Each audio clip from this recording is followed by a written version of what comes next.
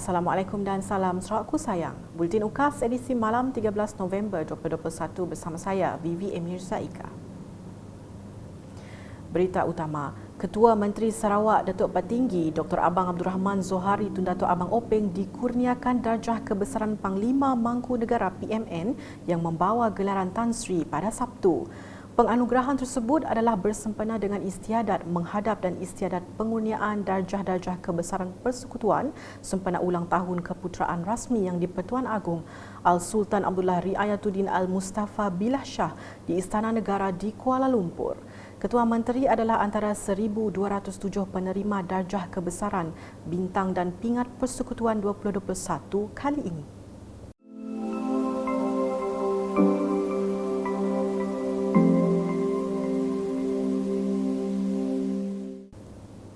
Sementara itu, Speaker Dewan Undangan Negeri Dun Sarawak, Datuk Amar Muhammad Asfia Awang Nasa turut membawa gelaran Tan Sri setelah dikurniakan darjah Panglima Setia Mahkota PSM.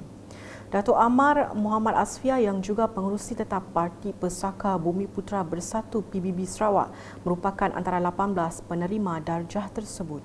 Dalam pada itu, bekas Ketua Hakim Negara Tun Richard Malanjung dan bekas pengerusi kumpulan Felda Tan Sri Raja Muhammad alias Raja Muhammad Ali mendahului senarai penerima darjah kebesaran bintang dan pingat persekutuan 2021. Dua tokoh tersebut dikurniakan darjah kebesaran Sri Setia Mahkota SSM yang membawa gelaran Tun. Turut berangkat ke istiadat itu ialah Raja Permaisuri Agong Tunku Azizah Aminah Maimunah Iskandariah. Laporan seterusnya, Kerajaan Sarawak melalui Kementerian Kebajikan Kesejahteraan Komuniti Wanita Keluarga dan Pembangunan Kanak-Kanak KWKPK dan Jabatan Kebajikan Masyarakat Sarawak JKMS banyak menyediakan inisiatif dan bantuan untuk rakyat. Menteri Kebajikan Kesejahteraan Komuniti Wanita Keluarga dan Pembangunan Kanak-Kanak Sarawak Datuk Sri Fatimah Abdullah berkata beliau percaya masih ada rakyat Sarawak yang berkelayakan untuk mendapatkan bantuan masih tidak mengetahui mengenai bantuan yang telah disediakan untuk mereka. Sehubungan itu, kementeriannya mengambil inisiatif untuk turun padang dan mengadakan jerayawara bagi memberi maklumat berkaitan dengan bantuan yang disediakan oleh kerajaan.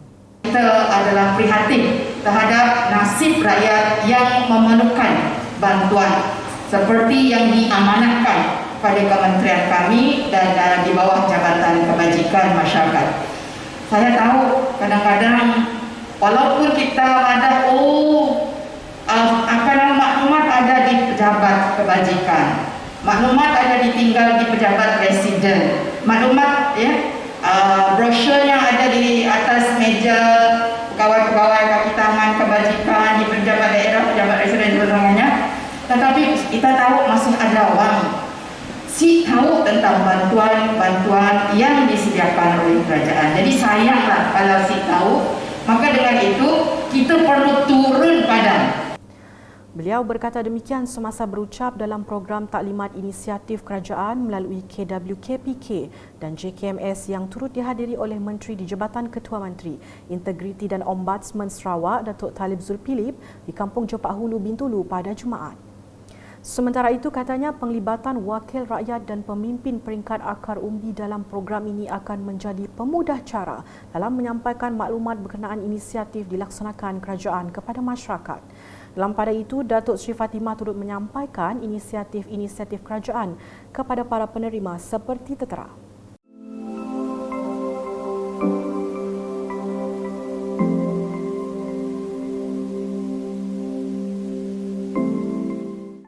Perkembangan selanjutnya, kerajaan memperuntukkan dana sebanyak RM112.9 juta bagi pembinaan jalan akses kawasan selatan lapangan terbang antarabangsa Kuching.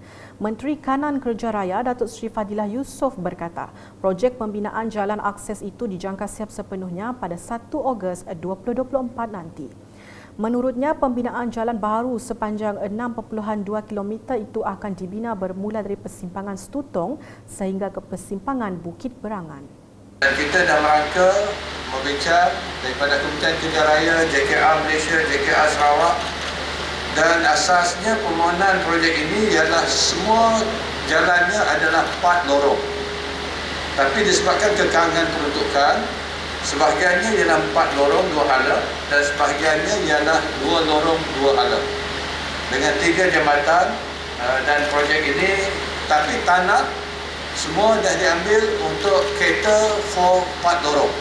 Which mean future nanti kita hanya mencari duit untuk membesarkan ataupun melebarkan jalan ini bila peruntukan nanti ada. Itu yang telah dirangka.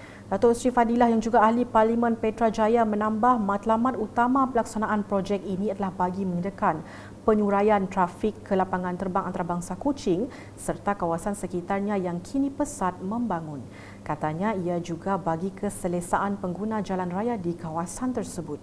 Projek tersebut juga merupakan projek di bawah rancangan Malaysia ke-11 Rolling Plan 3 yang diserahkan kepada Kementerian Kerja Raya Malaysia sebagai Kementerian Pelanggan dan Jabatan Kerja Raya JKR Malaysia dilantik sebagai agensi pelaksana. Dalam pada itu, Datuk Sri Fadilah juga merakamkan penghargaan kepada Menteri Kerajaan Tempatan dan Perumahan Sarawak, Datuk Sri Profesor Dr. Sim Kui Hian, di atas kegigihan beliau bagi merealisasikan kelulusan projek pembinaan tersebut sejak 2017 lagi.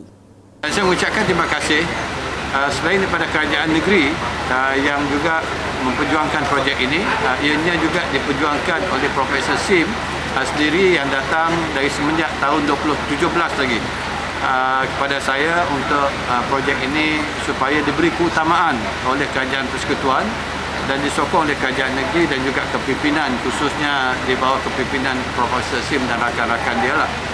Dan akhirnya kita mendapat kelulusan projek ini di bawah rolling plan yang pertama rancangan Malaysia ke-12 dan akhirnya hari ini ianya dapat dilaksanakan dan hopefully dalam tempoh 3 tahun nanti iaitu menjelang Ogos 2024 projek ini dapat disiapkan sepenuhnya.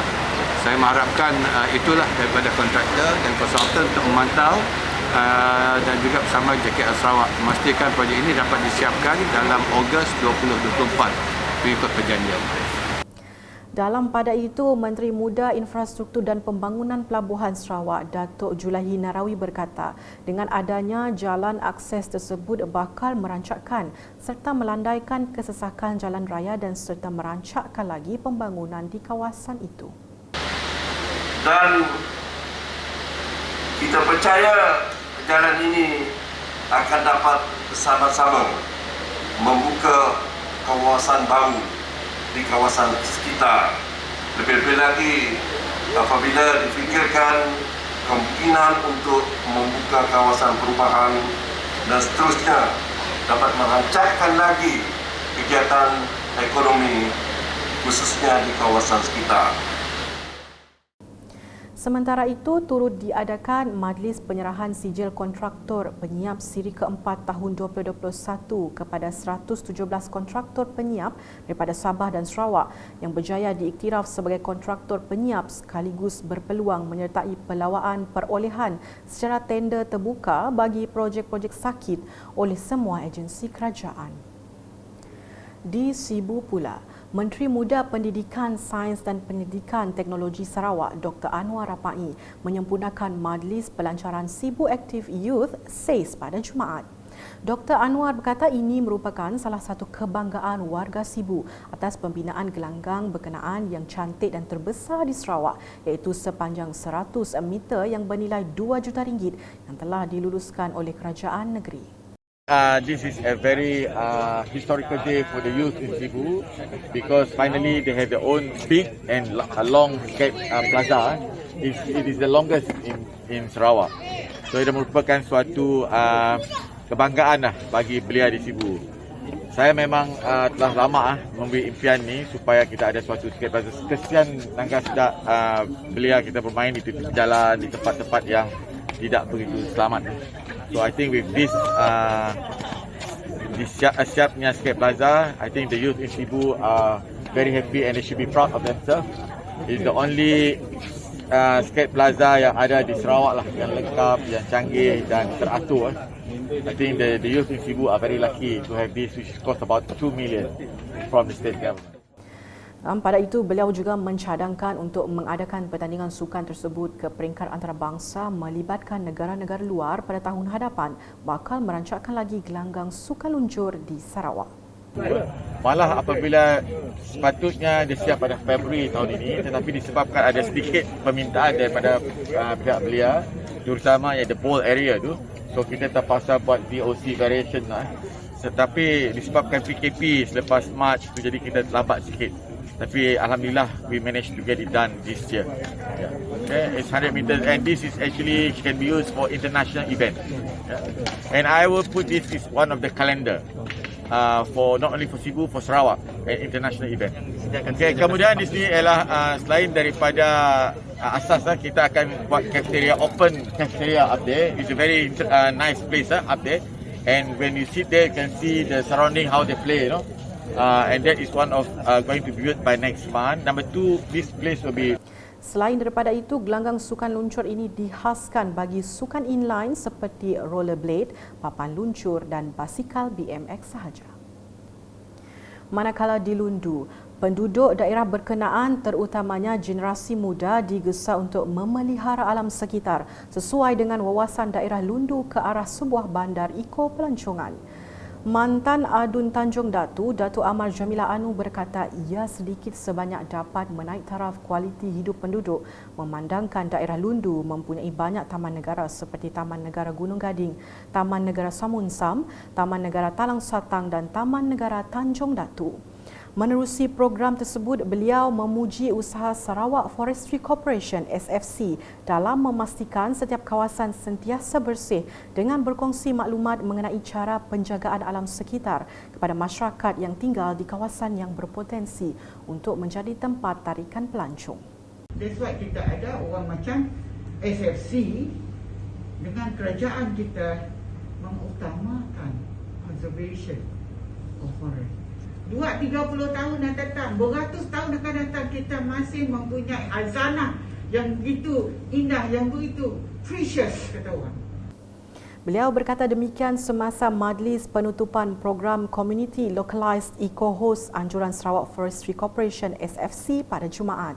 Tambah beliau, kaedah saling tegur-menegur juga adalah salah satu cara memelihara alam sekitar yang mana ia memerlukan usaha semua pihak tanpa mengira kedudukan dalam komuniti agar tidak berulangnya masalah yang pernah berlaku sebelum ini di Teluk Melano melibatkan pengunjung yang membuang sampah merata tempat. Saya nak setuju nak pasal plastik ni. Malah kalau di Lunduk tu kita nanggal saya mulut orang mulut boboi. Madah jangan cerita mindset pemikiran. Tetapi kadang-kadang manusia tu mau ditegur juga. So berani kita negur. Tu negeri kuasaan kita. Sibuk satu. Kita berjalan nama orang empat. Program Community Localised Eco-Host yang diadakan pada 8 hingga 12 November 2021 itu bertujuan untuk melahirkan pemandu pelancong di Taman Negara Gunung Gading dan telah melibatkan seramai 28 peserta. Sekian edisi malam bersama saya Vivi Mirza Ika dan kru penerbitan. Berita lebih lanjut boleh didapati di semua platform media sosial UKAS termasuk portal ukas.sarawak.gov.my. Pastikan anda subscribe UKAS channel di YouTube. Orang ramai diingatkan untuk terus peka dengan simptom-simptom bahaya COVID-19. Dapatkan rawatan dengan segera sekiranya mengalami simptom tersebut. Salam UKAS.